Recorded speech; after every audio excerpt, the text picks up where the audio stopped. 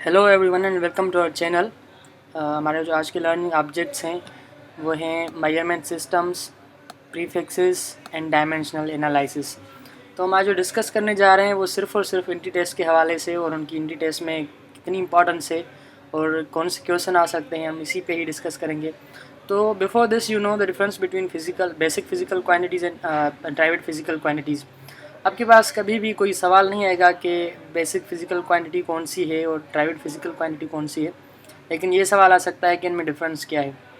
तो quantity which is not a combination of other physical quantities, जैसे कि हमारे पास लेंथ, मास, टाइम और एटसेट्रा हो गए, क्योंकि इनको डिफ़ाइन करने के लिए हमें किसी भी एक्स्ट्रा फिज़िकल क्वांटिटी की कोई हेल्प नहीं चाहिए। बाकी जो फिज़िकल क्वांटिटीज़ हैं लाइक वेलोसिटी, एक्सीलरेशन, तो वेलोसिटी को हम डिफ़ाइन करने के लिए हमें लेंथ और टाइम दोनों चीज़ें चाहिए होती हैं, तो इसलिए these are the private physical quantities. ये आपको पता है, लेकिन जस्ट आपके जो है वो रिव्यू के लिए हमने रख दिया। इसके अलावा हम आते हैं CGA सिस्टम। CGA सिस्टम, जैसे कि the word is clear that centimetre stands for SC stands for centimetre, G stands for gram and S stands for second. So in CGA system the unit of length is centimeter, unit of mass is gram and unit of time is second. And in FCPA system, FCPA system को हम British engineering system of units भी कहते हैं। F stands for foot and P stands for pound and S stands for second. तो foot is the length, unit of length, pound is the unit of force and second is the unit of time. यहाँ पे आपको ये circle देखें कि pound is the unit of force and in British engineering system of units the force is the basic physical quantity. बाकी आप जो भी सिस्टम्स देखें वहाँ पे आपको force as a basic physical quantity नहीं मिलेगी। ये शायद उनकी कोई मिस्टेक थी या कुछ भी था, लेकिन उन्होंने अपने फोर्स को जो बेसिक फिजिकल क्वांटिटी रखा। बाकी जो हमारे उनके पास मास था, उन्होंने मास को जो है वो प्राइवेट फिजिकल क्वांटिटी रखा, क्योंकि ये उनकी मिस्टेक ही होगी शायद, क्योंकि फोर्स हमारे पास कोई बेसिक फिजिकल क्वांटिटी नहीं है। लेकिन ये आपके पास सवाल आ सकता है कि in British engineering system of units force is a basic physical quantity.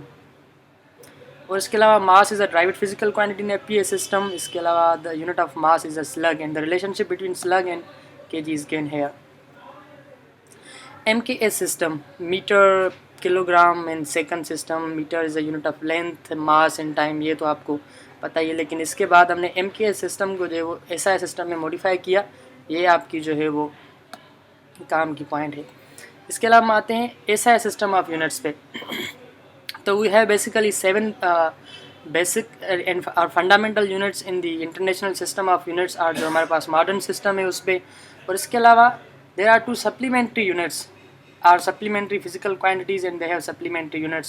One is the plane angle and other is the solid angle. The unit of plane angle is radian and unit of solid angle is steradian. तो ये just आपको पूछ सकते हैं कि radian is the unit of plane angle and it's the supplementary physical quantity का जो है वो यूनिट है हमारे पास ऐसा सिस्टम में।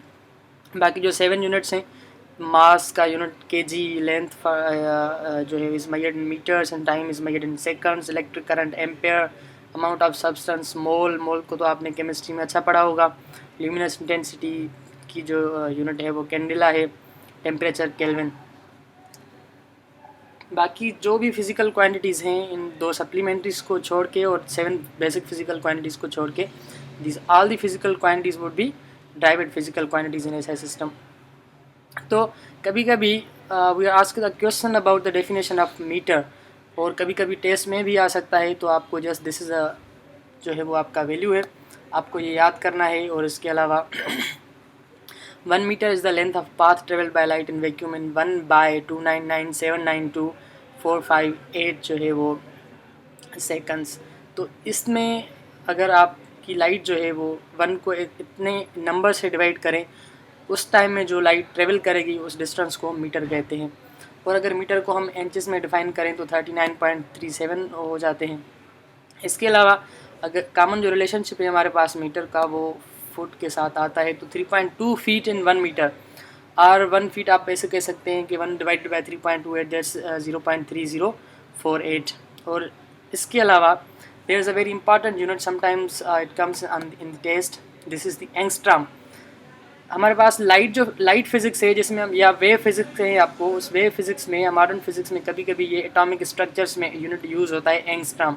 तो वहाँ पे वो आपको देते नहीं, जस्ट एंगस्ट्रॉम दे देते हैं. लेकिन एंगस्ट्रॉम इज़ इक्वल टू 1/10⁻⁻10, 1/10 और इसे कहेंगे 1 मीटर में जो है वो 10⁻10 एंगस्ट्रॉम आ जाते हैं. इसके अलावा 1 kg की डेफिनेशन हमारे पास पड़ी है कि it's defined is the mass of particular international prototype made of platinum iridium. जो हमारे पास है वो इंटरनेशनल एक ऑर्गेनाइजेशन है, या इंटरनेशनल कोई एक जो है वो लेबॉर्ट्री है, वहाँ पे एक स्टैंडर्ड डिफाइन किया हुआ प्लेटिनम एंड इरिडियम का एलॉय है, और उसके अगर हम मास को 1 kg के बराबर रखते हैं. और 1 सेकंड की डेफिनेशन हमारे पास कुछ यूँ होती है कि ये नंबर आपको याद करना है कि 9192631770 periods of radiation corresponding to the transition between the two hyperfine levels of ground state of the cesium-133.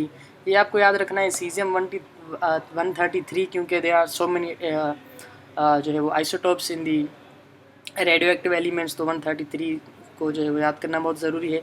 ये भी कभी कभी सवाल आ सकता है. ये नंबर आपको याद कर लें क्योंकि अगर एक बार आप इसको देख लें थोड़ा सा तो आप यकीनन नहीं भूलेंगे.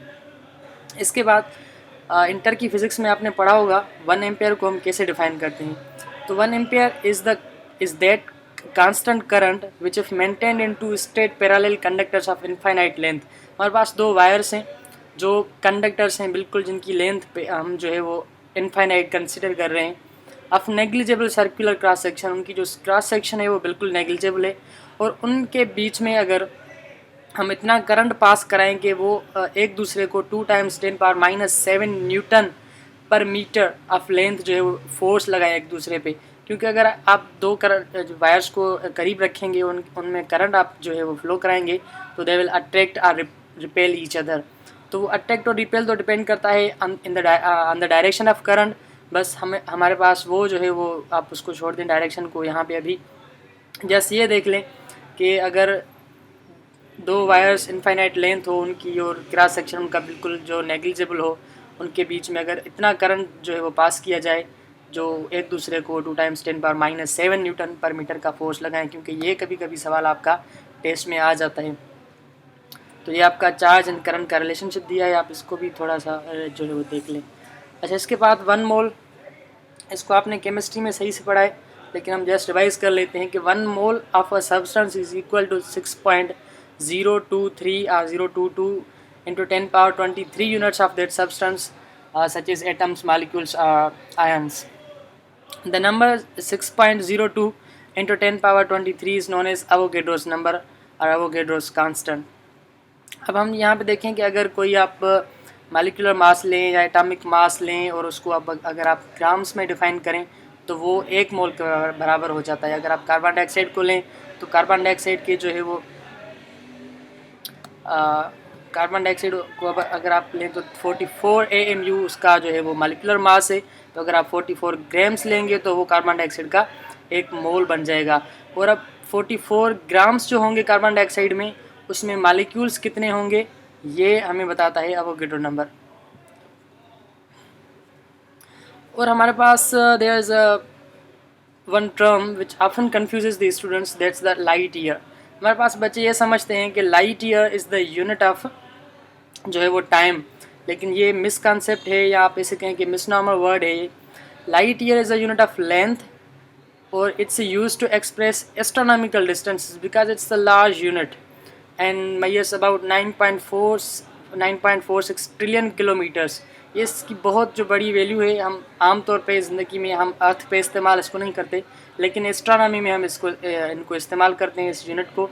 लेकिन आपको याद करने की क्या चीज़ है कि light year is the unit of जो है वो length, it's not the unit of time. और जो है वो 1 light year is equal to this number on metres. So moving on to prefixes. तो प्रीफिक्सेस के हमारे पास जो यूज़ हैं वो ये हैं कि हम एक लार्ज नंबर को जो है वो आसानी से डिफ़ाइन कर सकते हैं या लिख सकते हैं, ताकि हमें वो बार बार रिपीट ना करना पड़े. और कहीं बात तो ये कि हम बहुत स्मॉल से नंबर्स को भी आसानी से लिख सकते हैं ताकि हमें वो बार बार रिपीट ना करने पड़े। जैसे कि आप देखें कि यहाँ पे कितना बड़ा आपके पास नंबर है, 10 1 0 0 0 कितने हो गए, और इसको हमने ये यहाँ पे जब प्रीफिक्सेस में लिखा तो ये बिल्कुल आसान हो गया। और 10 पावर 12 की जो प्रीफिक्स है वो है 13। और ऐसे ही आपके पास ये बाकी दिए गए हैं, आपको तकरीबन याद तो होंगे, लेकिन फिर भी आप इनको रिवाइज कर लें और इनको याद कर लें। और इनके इसके अलावा जो इसका बेनिफिट है प्रीफिक्सेस का वो ये है कि हम एरर जो है वो कम कर सकते हैं। अगर हम इतने बड़े नंबर्स बार बार लिखें तो हमें एरर कर सकते हैं। अगर हम इनको पावर्स की सूरत में लिखें या प्रीफिक्स की सूरत में लिखें तो एरर हमारे पास कम हो सकती हैं। इसके बाद डायमेंशनल एनालिसिस जो हमारा आज का मेन टॉपिक है वो ये है कि अगर हम फंडामेंटल जो क्वांटिटीज़ हैं उनको अगर हम उनके यूनिट्स में लिख के और एक ब्रैकेट में ऐसे बंद करके उनके यूनिट्स की सिंबल्स को लिख के उनको उनके जो ऊपर पावर्स होते हैं कि मास के ऊपर पावर कौन सा है, लेंथ के ऊपर पावर कौन सा है, टाइम के ऊपर पावर कौन सा है, उनके टर्म्स में डिफाइन करें तो ये हमारे पास उनके डायमेंशनल जो है वो एनालिसिस हो गए या डायमेंशंस हो गए। तो हम इसके यूजेस पे आते हैं। डेफिनेशन आपको सबको पता है, नहीं तो आप पढ़ लें यहाँ से। तो सबसे पहले जो एप्लीकेशन है डायमेंशनल एनालिसिस की वो ये है कि to find the unit of a physical quantity in a given system of units. अगर आपको कोई सिस्टम में अगर आप किसी यूनिट की जो है फिजिकल क्वांटिटी के यूनिट की किसी फिजिकल क्वांटिटी की आपको यूनिट मालूम करनी है तो वो आप कर सकते हैं डायमेंशनल एनालिसिस की वजह से। जैसे कि ये आपके पास एग्जांपल है जिसमें हमने वर्क जो लिखा है वो बराबर लिखा है इसके फोर्स और इंटू लेंथ। फोर्स का ये यूनिट है ml t-2। इसको अगर l से मल्टीप्लाई करें तो ml² t-2। तो अगर हम इसके यूनिट्स मालूम करना चाहें अगर CGA सिस्टम में तो m की जगह पे हम सेंटीमीटर लिखेंगे और मास की जगह पे हम जो है वो ग्राम लिखेंगे। सेकंड ही रहेगा तो g cm² तो gram centimetre square upon second square जो है वो हमारे पास अर्ग जो है वो कहलाता है CGA सिस्टम में। और इसे ही हम अगर इसको SI सिस्टम में डिफाइन करें तो kg मीटर स्क्वायर पर सेकंड स्क्वायर हो जाएगा, और जिसको हम जो है वो जूल कहते हैं SI सिस्टम में। इसके अलावा एक प्रिंसिपल होता है हमारे पास डायमेंशनल होमोजेनिटी का, जिसको हम प्रिंसिपल कहते हैं। वो ये है कि अगर आपके पास ये इक्वल की साइन है और जो भी फिज़िकल क्वांटिटी राइट हैंड पे है उसको ज़रूरी है कि लेफ़्ट हैंड की फ़िज़िकल क्वांटिटीज़ के मतलब उनके दोनों यूनिट्स सेम होने चाहिए। ये एक प्रिंसिपल है कि अगर जो लेफ़्ट हैंड पे फ़िज़िकल क्वांटिटी है उसके यूनिट्स राइट हैंड की फ़िज़िकल क्वांटिटीज़ के जो है वो बराबर होने चाहिए। ये हमारे पास जो है वो प्रिंसिपल है। और दूसरा इस प्रिंसिपल का पार्ट ये है कि अगर आप एक फ़िज़िकल क्वांटिटी को दूसरी फ़िज़िकल क्वांटिटी के साथ ऐड कर रहे हैं या एक फ़िज़िकल क्वांटिटी को दूसरी फ़िज़िकल क्वांटिटी से माइनस कर रहे हैं तो ये भी ज़रूरी है कि उन दोनों की जो यूनिट होनी चाहिए वो सेम होनी चाहिए। तो ये आपके पास हमने MCQ दिया हुआ है एक, ये आपके पास इक्वेशन है। इस इक्वेशन में आप देखेंगे p + a/v² और v - b = कांस्टेंट। तो इसमें आपको पूछ रहा है कि यूनिट ऑफ a। अब ऐसे क्वेश्चन आ जाते हैं हमारे पास जो है वो इंडी टेस्ट में कि यूनिट ऑफ a जो है वो क्या होगा। तो ये बहुत ईजी है क्योंकि सबसे पहले आपको प्रिंसिपल समझना है कि जो ये राइट हैंड पे कांस्टेंट है इसके यूनिट लेफ्ट हैंड के बराबर होने हैं। ये आपको प्रिंसिपल है। दूसरा प्रिंसिपल ये है कि आप p को अगर ऐड कर रहे हैं a और v/v² के साथ तो p का यूनिट और a/v² का यूनिट भी जो है वो सेम ही होगा क्योंकि ये आपस में ऐड किए हैं इन्होंने। तो हम इस पूरे फार्मूला को छोड़ के अगर इसी पे फोकस करें सिर्फ तो हमें इससे भी जवाब मिल सकता है। तो ये देखिए हमने नीचे दिया p + a/v² = a p × v। Because हम v को अगर p के पास ले जाएंगे तो मल्टीप्लाई में हो जाएगी और जो ये इक्वल हो जाएगा p के यूनिट रखें आप m l - 1 t - 2। ये प्रेशर के जो वो यूनिट्स हैं अगर आप रिवाइज करें तो आपको ये यूनिट मिलेगा और इसको मल्टीप्लाई कर रहे हैं l जो है वो पावर 6 से, तो ये हमारे पास यूनिट मिला। अब l का जो माइनस का यूनिट है वो हमने यहाँ से एक 6 ये जो l का 6 यूनिट है इससे कैंसिल कर दिया, बाकी l पे 5 बच गए और ml t - 2 हो गया यहाँ पे। अब ये देखें आप, ये जो पोर्शन है इसका पहले वाला, इसको हम न्यूटन भी कह सकते हैं या न्यूटन जो है वो हमारे पास यूनिट ऑफ जो है वो फोर्स है। तो हम इसको जो है वो अलग लिख सकते हैं इन द फॉर्म ऑफ जो है वो हमारे पास फोर्स के जो ये यूनिट हो गए तो अगर आप एसआई सिस्टम में लेंगे तो फोर्स के यूनिट आपको न्यूटन मिलेंगे, लेकिन जो हमारे पास आंसर है वो एसआई सिस्टम में नहीं है, आंसर हमारे पास सीजीएस सिस्टम में ही है।